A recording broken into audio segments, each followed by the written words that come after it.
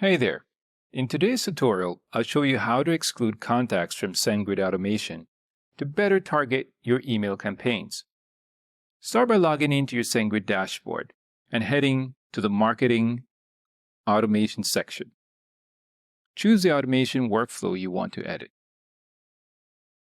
In the Workflow Editor, you'll find an option to create a segment. Click on Create Segment.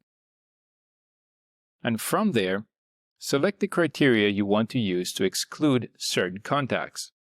For example, you can exclude contacts based on their email engagement, tags, or specific custom fields. Once you've set up the exclusion criteria, apply the segment to the automation. This ensures that only the contacts you want to include will receive the automated emails, while others will be excluded. Excluding contacts allows you to create more personalized, relevant campaigns while avoiding unnecessary emails. Thanks for tuning in.